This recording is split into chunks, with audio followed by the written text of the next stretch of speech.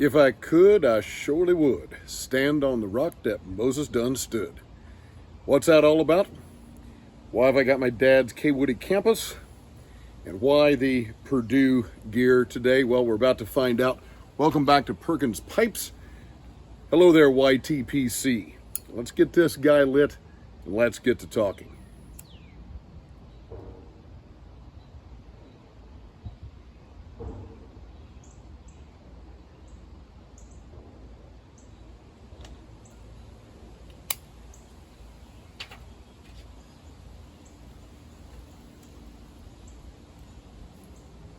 Some of you may recognize that lyric from a song called Hangman Jury. It was on the 1987 Permanent Vacation album by Aerosmith.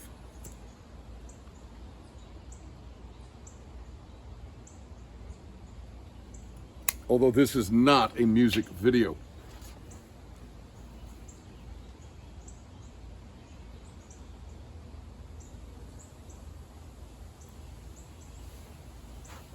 I want to talk a little bit about bittersweet endings to things. That's why I've got my dad's Kaywoodie Campus, number 05. Nice little billiard here.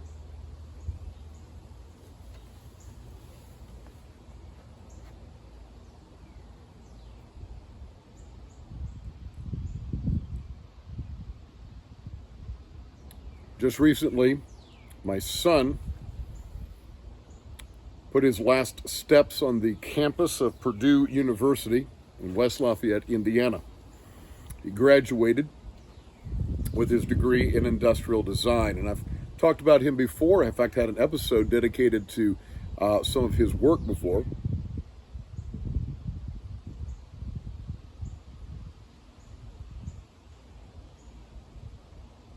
If you like the logo for Perkins Pipes, he designed that. And if you like the logo for our new Brierside Chat, he designed that. And once again, we invite you to email me if you would like to be on an upcoming episode of a Brierside Chat. We'll do a little Zoom chat, you and I with our pipes, talking about whatever kind of floats our boat. Again, if you'd like this kind of content,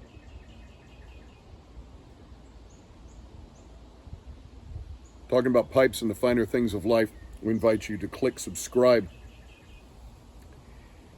I am one of those people who absolutely hates endings to things.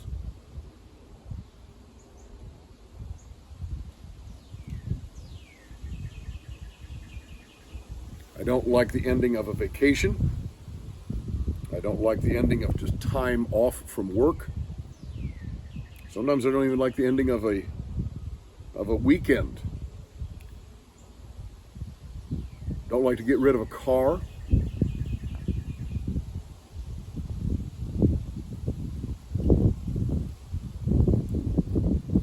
Don't like to leave a job. And after as our son was getting ready to graduate from Purdue University, I was filled with great sadness.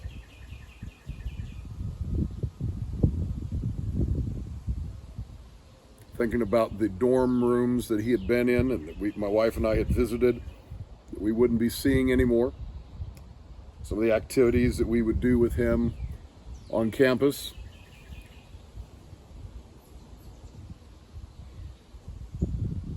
You might say, well, that's a little shallow, isn't it? Just to be sad about things. Why not look forward to what's coming? Well, I never said that I wasn't looking forward to what's coming. And that's what I want to talk about, the bittersweet sadness of endings.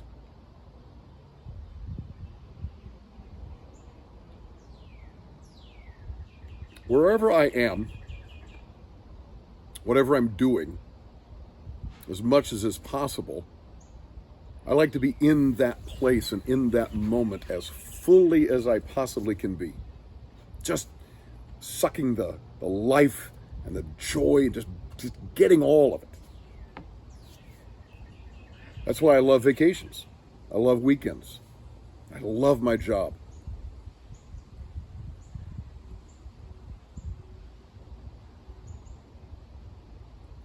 And I loved the times that my wife and I would visit our son on campus.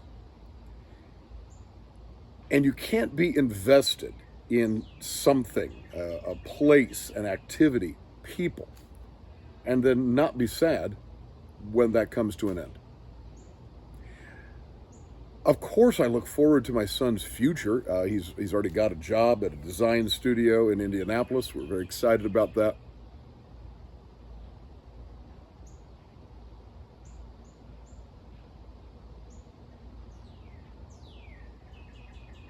Whenever I've left a job, I've had another one that I was excited about, excited to go to. When I graduated from undergraduate, graduated from graduate school, I was excited about the future. So I don't think those are mutually exclusive emotions. You can be excited about the future. You can look forward to the future and still be terribly sad about the ending of something. And I would argue that you should be. It's a sign that you have enjoyed the people that you've been with.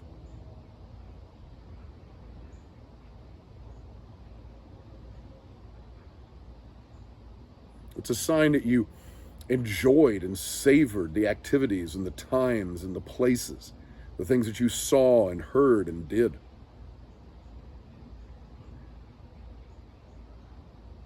It's a sign that you were fully present, that you really engaged with those around you.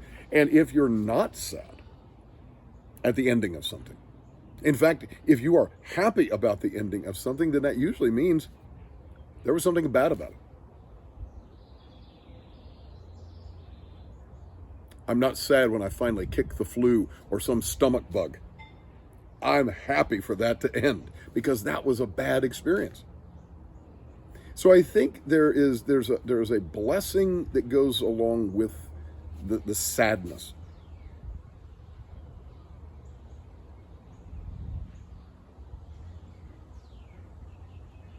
And it's a commonplace to talk about roses and thorns, beauty and pain that go together.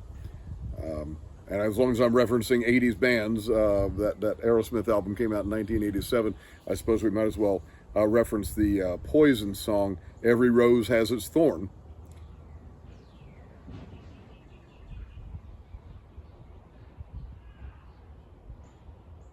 But there's a reason that such statements, such turns of a phrase, are commonplace.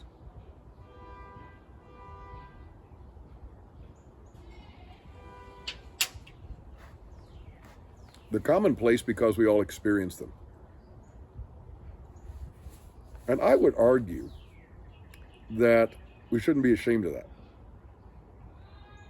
We shouldn't try to hide that.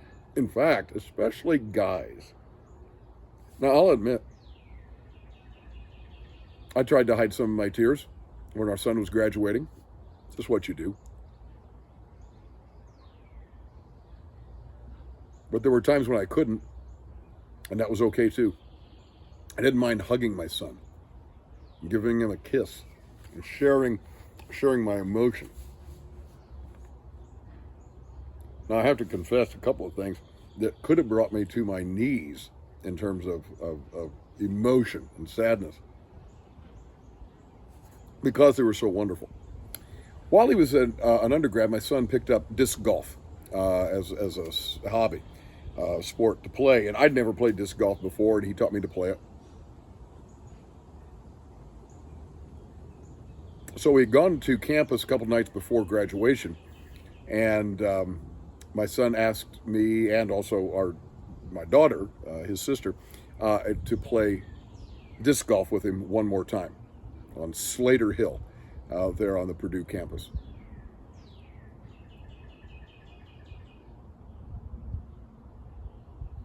And he didn't have to say what he was doing. I understood it. He wanted to play one more time. And I thrilled to that. It was just wonderful. And yes, he beat me tremendously, and it didn't matter at all. We just had a wonderful time playing disc golf. And then on the day of commencement, his commencement exercises were in the afternoon. That morning, he and I played racquetball at the athletics center on campus. He asked me, because that's something we had done when he was a freshman.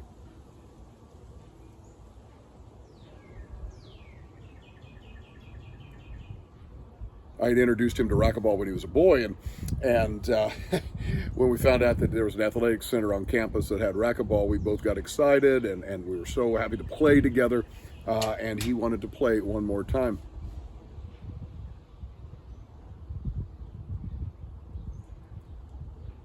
In fact, that was the last real activity he did before commencement. So I think you can understand why I would be sad that those days are coming to an end.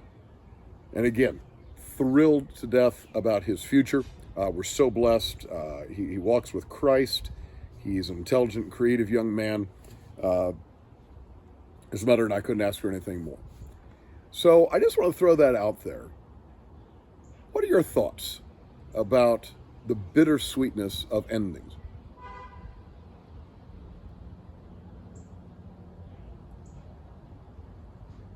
Do you try to avoid endings at all costs? Do you embrace the sadness as part of it? It's just part of the experience, the rich pageant of life? Talk to us about what you think. As Malcolm Guite likes to say, I do these little things in order at last to do nothing. Or as I like to say in Latin, Parva ago ut tandem, nihil agam. Have a wonderful day.